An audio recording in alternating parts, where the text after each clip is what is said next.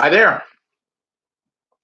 If Joe Biden and the Democrats want to win and defeat Donald Trump, this is what they need to do. I am Bernie Bro, and I shall explain away. Let's face it, Joe Biden is the nominee, whether we like it or not. And when I say we, that's a very large group of people because it was a very crowded 2020 primary.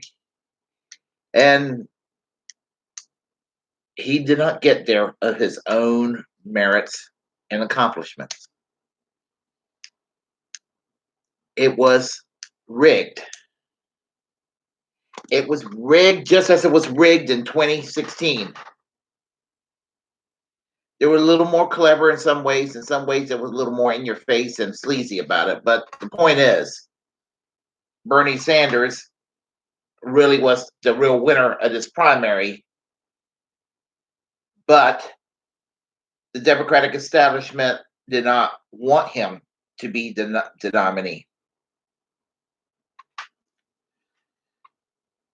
Former President Barack Obama, in the first Super Tuesday, pretty much forced all the other rivals to drop out. And whether it was by design or not, Elizabeth Warren didn't drop out, but she was what harmed Bernie by remaining in the race. One more reason why I think the whole process was rigged. It was rigged in Iowa. They rigged it everywhere. The media rigged. I mean, Bernie Sanders is a threat to corporate America. All the more reason why I'm a staunch Bernie Sanders supporter. Whenever, even though he's not ever going to run for for the U.S. Senate, for the presidency, and even though he's likely not to run for president in 2024, I consider myself a Bernie loyalist. And even after this election is over, I will still keep commenting on everything through a Bernie Sanders perspective. Because America lost the 2020 election anyway when Bernie Sanders suspended his campaign and dropped out. No question about it. But maybe if Joe Biden will listen to me for a moment, maybe he could become president. What do I mean? There's two things primarily that the Democrats need to do to get rid of Donald Trump. And I hear a lot of Democrats, corporate Democrats, even Bernie Sanders style Democrats, progressive to left of the Democratic Party, they all pretty much says the same thing. Well, as long as we just get rid of Trump, that's what we need to do. I don't know. Let's do what we can. Just get rid of Trump, and normalcy will return. Well, normalcy may return, but it was that kind of normalcy that gave us Trump in the first place. And so, you're doing that where you're focused to get rid of Trump. Even if you do defeat Trump, and you go back to the same old. You may end up with another Donald Trump in your hands later on, or somebody even worse. You have to concentrate on two things, Democrats. And one, this is the most important thing. You need to concentrate and focus on class warfare. I don't mean anything violent or whatever, but I do think that you need to tell the truth. You need to cast aside those corporate donors, and you need to take your case to the American people. You need to go and tell them about the tax breaks and tax structure that always favors the super wealthy, and that needs to be put to a stop. You need to go and fight for unions. Now, Yeah, there are Democrats in the in New England area, good progressive Democrats, even some corporate Democrats that they're beholden to the unions. They're and certainly the case in the California and the Pacific West Coast and some of the liberal areas of the country. Um, Progressive Democrats and even to a lesser extent corporate Democrats will try to they'll try to placate to their union base, and good for them when they do that. But then you got other parts of the country, and I live in North Carolina, and I can tell you this here in the South. I mean, where unions are not popular. You sit there and you talk to you talk to a Democratic politician. They don't really want to hear you talk about unions, and in a lot of ways, there a lot of Southern Democrats running for office are really no better than the Republicans are when it comes to things like unions, and you know, and especially in these right to work states. And if the Democrats really, really, really want to win and win big, bread and butter is the way to go because bread and butter issues knows no racial boundaries. It knows no gender boundaries. It knows no sexual orientation boundaries. It knows no religious boundaries. It knows no ethnic boundaries. It, bread and butter issues affect us all. And unions, unions is the number one way you can do this. You can make significant, transformative, radical change by returning the unions to the way they were decades ago and even stronger than they were decades ago. We need the unions to come back. We got right to work in slightly over half the states in this country, and even places which were a firewall against right to work laws, like West West Virginia, Wisconsin, Michigan. They just recently turned into right to work states in the last few years. They had no, or Indiana, they had no business turning into right to work states. That's exactly what happened to them. And if you're a Democrat in those states running for office and you really worth your mustard, you will go and do everything you can to repeal right to work laws. And right to work laws, I mean, closed shop laws are not oppressive. Anything, if anything, was repressive are non-union workshops. And even if you're lucky enough to live in a state that to work for a company that has a union in a unionized in a company that's unionized in a state which is right to work because of right to work laws, their unions are not as strong as they need to be. And while I think it is a tall order to try to repeal right to work, which is what I want to do, find ways to fight against right to work, undermine right to work. And the best way to do it, and Obama campaigned on this issue in 2008, but then all of a sudden, when the Democrats were in power and they had the power to do it, and this is an area this would have been a far more effective than the Affordable Care Act was to go and to implement the Employee Free Choice Act, which would basically make it easier for unions to organize through a petition process of 50% plus one. Is to take it to the National Labor Relations Boards, and you'll have more unions that way. You will see a growth in unions in the service sector because we don't really have much of a manufacturing base like we used to. And so, even in states that are right to work, like Nevada, the unions are still fairly strong. And I use Nevada as an example, where you can actually, in spite of right to work, you can actually have strong unions. And you focus on building unions because let me tell you something, Americans, the more union jobs are available in this country, wages are going to go up. And not only are they going to go up, your health insurance, your coverage is going to be a little bit better. Your retirement is going to be a little bit better.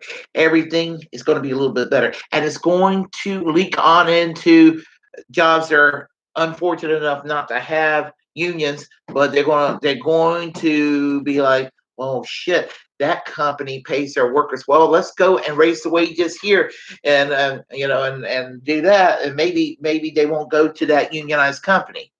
So unions, the union is the motor, the engine for transformative radical change to benefit all Americans. Joe Biden needs to focus on class warfare. Middle class Joe, I hope you're listening to me. You need to focus on unions. You need to focus on protectionism. I'm not talking about the faux protectionism of Donald Trump.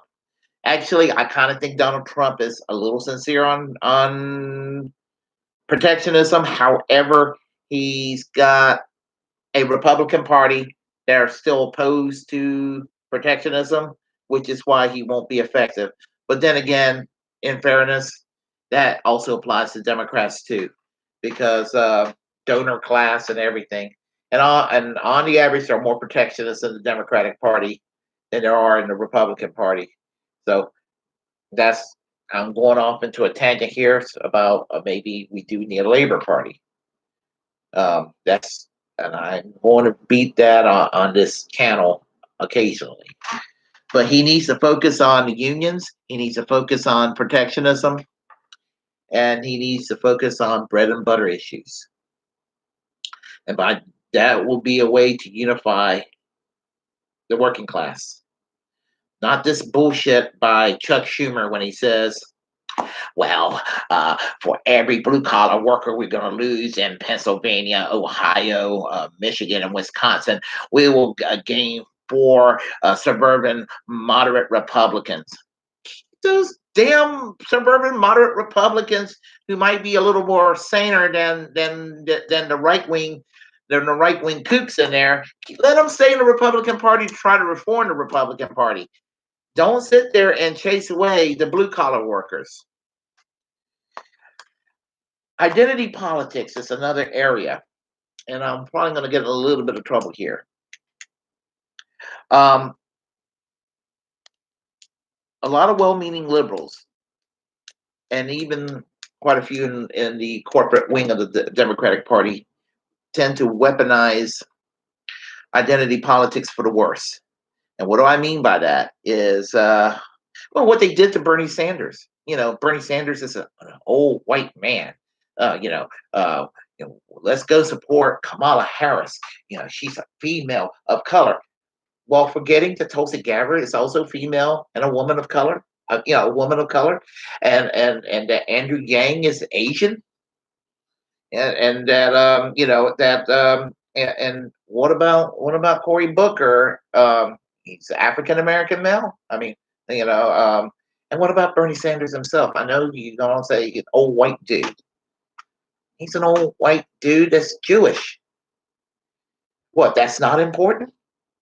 And no, none of those characteristics about a human being is important other than the fact they're a human being. Whether you're white, whether you're black, whether you're Latino, whether you're Asian, you're Jewish, Polynesian. I don't care what racial ethnic background you're from. I don't care what religion you believe or don't believe. I don't care who the hell you fuck in your bedroom. I don't care about these things. What I care about is policy. That's what I care about. And I would rather vote for a boring, a boring white old man than a vote for, a Michelle Bachmann in Minnesota when she was a member of Congress, Sarah Palin, or someone like, when he was a member of Congress down in Florida, the black Republican guy, Alan West. You think I'm going to vote for him? And no, I'm not going to. I would not oppose him because he's a black person. I would not oppose Sarah Palin or Michelle Bachmann because they're female. I oppose them because of their shitty politics. I don't vote for Bernie Sanders because he's an elderly Jewish man from Vermont. I vote for Bernie Sanders and support Bernie Sanders because he is Bernie Sanders. It is policy that I care about. Now, there is identity politics when you need to use it to weaponize it for the better, like police brutality. Like when the police goes around and racially profile African Americans. That's a fucking problem. That's a problem. When you look at capital punishment in our criminal justice system, where African Americans, Latinos, Native Americans tend to be on death row way more than the average white person. Now, that doesn't mean I want white people on death row. I don't want anybody on death row. The best way to racially make the death penalty fair is to not have the death penalty at all, to abolish the death penalty, just like every country practically in Europe abolished the death penalty, and virtually all of Latin America abolished the death penalty. Australia, New Zealand abolished the death penalty. Even in spite of the shitty treatment Palestinians get in Israel within their civil law code within their country, they don't use the death penalty. The death penalty is getting rid of the death penalty is the best way to have racial justice, because right now we do not have racial justice. When it comes to identity politics, this is where I go. I'm for racial justice. And Black Lives Matter, all lives matter means Black Lives Matter, and Black Lives Matter means all lives matter. Sitting there calling somebody a racist for disagreeing with you, that doesn't make us go for. But addressing the real problem is. So by focusing on bread and butter, and by focusing on basic human decency and looking and treating everybody the same, that's how we're going to get to justice. And will Joe Biden listen to me? Apparently not. He'll just go and do what a lot of Democrats do, give us more corporatism, give us basically a kinder, gentler version of the bullshit that the Republicans spew for economics. And then, basically just insult the majority of the people and call them a basket of deplorables.